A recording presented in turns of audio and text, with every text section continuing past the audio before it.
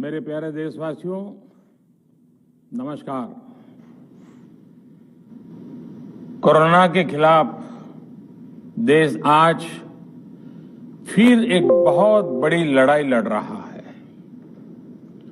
कुछ सप्ताह पहले तक स्थितियां संभली हुई थी और फिर एक कोरोना की दूसरी वेव तूफान बनकर आ गई।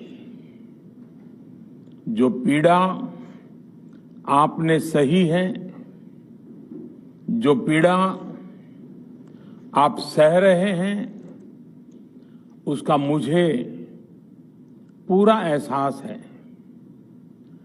जिन लोगों ने बीते दिनों में अपनों को खोया है, मैं सभी देशवासियों की तरफ से उनके प्रति संवेदनाएं व्यक्त करता हूं। परिवार के एक सदस्य के रूप में मैं आपके दुख में शामिल हूं। चुनौती बड़ी है, लेकिन हमें मिलकर अपने संकल्प, अपने हौसले और तैयारी के साथ इसको पार करना है। साथियों, अपनी बात को विस्तार देने से पहले मैं देश के सभी डॉक्टरों, मेडिकल स्टाफ, पैरामेडिकल स्टाफ, हमारे सभी सफाई कर्मचारी भाई बहन, हमारे एम्बुलेंस के ड्राइवर्स, हमारे सुरक्षा बल, पुलिसकर्मी, सभी की सराहना करूंगा। आपने कोरोना की पहली वेव में भी अपना जीवन दांव पर लगाकर लोगों को बचाया था। आज आप फिर इस संकट में अपने परिवार, अपने सुख, अपनी चिंता छोड़कर दूसरों का जीवन बचाने में दिन रात जुटे हुए हैं। साथियों, हमारे शास्त्रों में कहा गया है, त्याज्यम न धैर्यम विदुरेऽपि काले, अर्थात कठिन से कठिन समय में भी हमें धैर्य नहीं खोना चाहिए। किसी भी परिस्थिति से निपटने के लिए हम सही निर्णय लें, सही दिशा में प्रयास करें, तभी हम विजय हासिल कर सकते हैं। इसी मंत्र को सामने रखकर आज देश दिन रात काम कर रहा है। बीते कुछ दिनों में जो फैसले लिए गए हैं, जो कदम उठाए गए हैं, वो स्थिति को तेजी से सुधारेंगे। इस बार कोरोना संकट में देश के अनेक हिस्से में ऑक्सीजन की डिमांड बहुत ज्यादा बढ़ी है।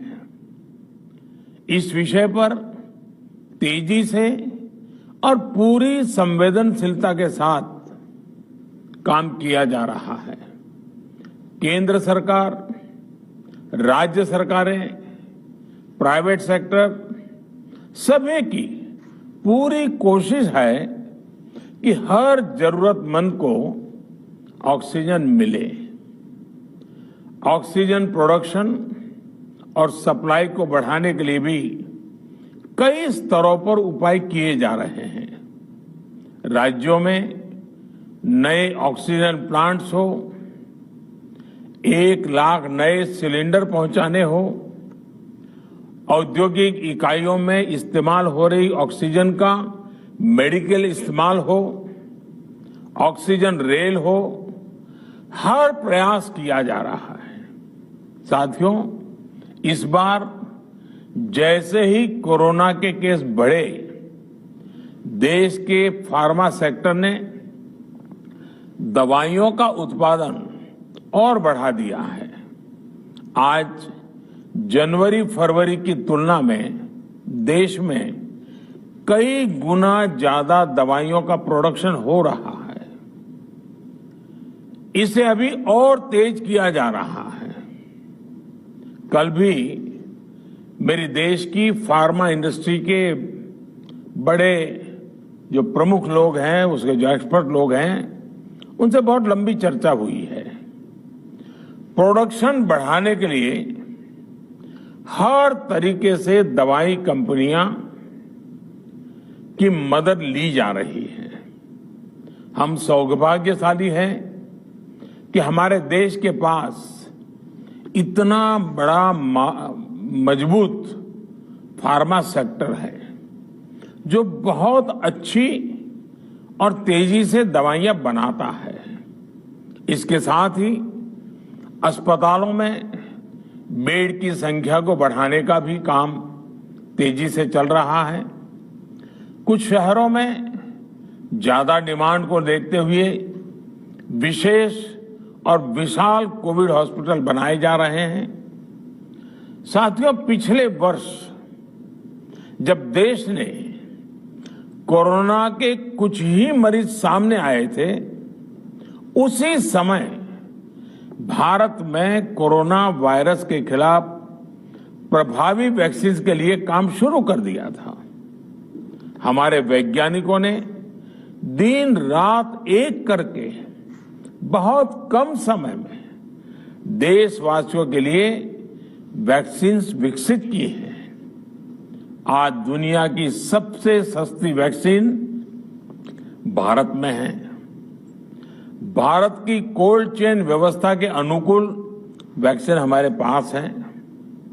इस प्रयास में हमारे प्राइवेट सेक्टर ने इनोवेशन और एंटरप्राइज की भावना का बेहतरीन प्रदर्शन किया है। वैक्सीन की अप्रूवल्स और रेगुलेटरी प्रोसेसेस को फास्ट ट्रैक पर रखने के साथ ही सभी साइंटिफिक और रेगुलेटरी मदद को बढ़ाया गया है। यह एक टीम एफर्ट है जिसके कारण हमारा Bharat 2 made in India vaccine के साथ दुनिया का सबसे बड़ा टीकाकरण अभियान शुरू कर पाया। टीकाकरण के पहले चरण से ही गति के साथ ही इस बात पर जोर दिया गया कि ज्यादा से ज्यादा क्षेत्रों तक, जरूरतमंद लोगों तक वैक्सीन पहुंचे। टीकाकरण के पहले चरण से ही गति के साथ ही इस बात पर जोर दिया गया कि ज्यादा से ज्यादा क्षेत्रों तक, जरूरतमंद लोगों तक वैक्सीन पहुंचे। दुनिया में सबसे तेजी से भारत में पहले 10 करोड़, फिर 11 करोड़ और अब 12 करोड़ वैक्सीन डोज दिए गए हैं। आज कोरोना से इस लड़ाई में हमें हौसला मिलता है कि हमारे health care workers, frontline corona warriors और सीनियर सिटीजन्स के एक बड़े हिस्से को वैक्सीन का लाभ मिल चुका है। साथियों, कल ही वैक्सीन को लेकर हुए एक और अहम फैसला भी हमने किया है। 1 मई के बाद से 18 वर्ष के ऊपर के किसी भी व्यक्ति को वैक्सीनेट किया जा सकेगा। अब भारत में जो वैक्सीन बनेगी उसका आधा हिस्सा सीधे राज्यों और अस्पतालों को भी मिलेगा। इस बीच गरीबों, बुजुर्गों, निम्न मध्यम वर्ग के लोग, 45 वर्ष की आयु के ऊपर के व्यक्तियों के लिए केंद्र सरकार का जो वैक्सीन कार्यक्रम चल रहा है वो भी उतनी ही तेजी से जारी रहेगा। पहले की तरह ही सरकारी अस्पतालों में मुफ्त वैक्सीन मिलती रहेगी, जिसका फायदा, जैसा मैंने कहा, हमारे गरीब परिवार हो, हमारे मध्यम वर्ग, निम्न मध्यम वर्ग के परिवार हो, वो उनका लाभ उठा सकेंगे। साथियों, हम सभी का प्रयास जीवन बचाने के लिए है, और जीवन बचाने के लिए तो है ही,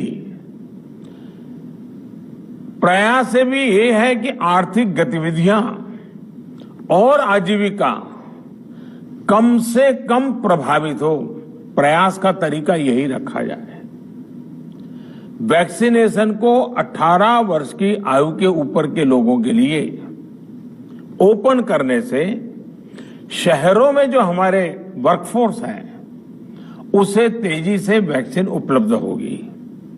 राज्यों और केंद्र सरकार के प्रयासों से श्रमिकों को भी तेजी से वैक्सीन मिले लगेगी। मेरा राज्य प्रशासन से आग्रह है कि वो श्रमिकों का भरोसा जगाए रखे। उनसे आग्रह करें कि वो जहां है वहीं रहे। राज्यों द्वारा दिया गया ये भरोसा उनकी बहुत मदद करेगा कि वो जिस शहर में हैं वहीं पर अगले कुछ दिनों में वैक्सीन भी लगेगी और उनका काम भी बंद नहीं होगा। साथियों, पिछली बार जो परिस्थितियां थी वो अभी से काफी भिन्न थी। तब हमारे पास इस वैश्विक महामारी से लड़ने के लिए कोरोना स्पेसिफिक मेडिकल इंफ्रास्ट्रक्चर नहीं था। आप याद करिए देश की क्या स्थिति थी। कोरोना टेस्टिंग के लिए पर्याप्त लैब नहीं, पीपीई का कोई प्रोडक्शन नहीं, हमारे पास इस बीमारी के ट्रीटमेंट के लिए कोई खास जानकारी भी नहीं। लेकिन बहुत ही कम समय में हमने इन चीजों में सुधार किया। आज हमारे डॉक्टरों ने कोरोना के इलाज की बहुत ही अच्छी एक्सपर्टीज हासिल कर ली है। वो ज्यादा से ज्यादा जीवन बचा रहे हैं। आज हमारे पास बड़ी मात्रा में पीपीई किट्स हैं, लैब्स का बड़ा नेटवर्क है और हम लोग टेस्टिंग की सुविधा को निरंतर बढ़ा रहे हैं। साथियों, देश ने कोरोना के खिलाफ अब तक बहुत मजबूती से और बहुत धैर्य से लड़ाई लड़ी है। इसका श्रेय आप सभी को, सभी देशवासियों को ही जाता है। अनुशासन और धैर्य के साथ कोरोना से लड़ते हुए आप देश को यहां तक लाए हैं। मुझे विश्वास है जन भागीदारी की ताकत से हम कोरोना के इस तूफान को भी परास्त कर पाएंगे। आज हम अपने चारों ओर देख रहे हैं कि कैसे कई लोग, कई सामाजिक संस्थाएं जरूरतमंदों तक मदद पहुंचाने में दिन रात जुटे हैं। दवाई पहुंचाना हो, खाने या रहने की व्यवस्था करनी हो, लोग पूरे मनोयोग के साथ काम कर रहे हैं। मैं इन सभी के सेवा भाव को आदरपूर्वक नमन करता हूं और देशवासियों से अपील करता हूं कि अधिक से अधिक मात्रा में इस संकट की घड़ी में देशवासी आगे आएं और जरूरतमंदों तक मदद पहुंचाएं। समाज के पुरुषार्थ और सेवा के संकल्प से ही हम ये लड़ाई जीत पाएंगे। मेरा युवा साथियों से अनुरोध है कि वो अपनी सोसाइटी में, मोहल्ले में, अपार्टमेंट्स में छोटी छोटी कमेटियां बनाकर कोविड अनुशासन पालन करवाने में मदद करें। हम ऐसा करेंगे तो सरकारों को न कभी कंटेनमेंट जोन लगाने की जरूरत पड़ेगी, न कर्फ्यू लगाने की जरूरत पड़ेगी, और लॉकडाउन का तो सवाल ही नहीं उठता है, आवश्यकता ही नहीं पड़ेगी। स्वच्छता अभियान के समय देश में जागरूकता फैलाने के लिए मेरे बाल मित्रों ने बहुत मदद की थी। छोटे छोटे बालक, 5वीं, 7वीं, 8वीं, 10वीं में पढ़ने वाले, उन्होंने घर के लोगों को समझाया था, मनाया था। उन्होंने बड़ों को भी स्वच्छता का संदेश दिया था। आज मैं फिर अपने बाल मित्रों से एक बात विशेष तौर पर कहना चाहता हूं। मेरे बाल मित्र, घर में ऐसा माहौल बनाइए कि बिना काम, बिना कारण घर के लोग घर से बाहर न निकले। आपकी जीत बहुत बड़ा परिणाम ला सकती है। प्रचार माध्यमों से भी मेरी प्रार्थना है कि ऐसे संकट की घड़ी में वो लोगों को सतर्क और जागरूक करने के लिए जो प्रयास कर रहे हैं उसे और बढ़ाएं। इसके साथ ही इसके लिए भी काम करें कि डर का माहौल कम हो सके, लोग अफवाह और भ्रम में न आए। साथियों, आज की स्थिति में हमें देश को लॉकडाउन से बचाना है। मैं राज्यों से भी अनुरोध करूंगा कि वो लॉकडाउन को अंतिम विकल्प के रूप में ही इस्तेमाल करें। लॉकडाउन से बचने की भरपूर कोशिश करनी है और माइक्रो कंटेनमेंट जोन पर ही ध्यान केंद्रित करना है। हम अपनी अर्थव्यवस्था की सेहत भी सुधारेंगे और देशवासियों की सेहत का भी ध्यान रखेंगे। साथियों, आज नवरात्रि का आखिरी दिन है। कल रामनवमी है और मर्यादा पुरुषोत्तम श्री राम का हम सभी को यही संदेश है कि हम मर्यादाओं का पालन करें।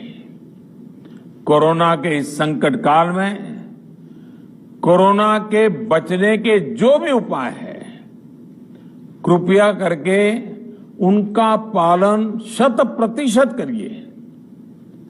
दवाई भी, कड़ाई भी, इस मंत्र को कभी भी भूलना नहीं है। ये मंत्र जरूरी है, वैक्सीन के बाद भी जरूरी है। रमजान के पवित्र महीने का भी आज 7वां दिन है। रमजान हमें धैर्य, आत्मसंयम और अनुशासन की सीख देता है। कोरोना के खिलाफ जंग जीतने के लिए अनुशासन भी, उसकी भी उतनी ही जरूरत है। जब जरूरी हो तभी बाहर निकले। कोविड अनुशासन का पूरा पालन करें। मेरा आप सभी से यही आग्रह है। मैं आपको फिर ये भरोसा देता हूं, आपके इस साहस, धैर्य और अनुशासन के साथ जुड़कर आज जो परिस्थितियां हैं उन्हें बदलने में देश कोई कोर कसर नहीं छोड़ेगा। आप सभी स्वस्थ रहें, आपका परिवार स्वस्थ रहे, इसी कामना के साथ मैं अपनी बात समाप्त करता हूं। आपका बहुत बहुत धन्यवाद।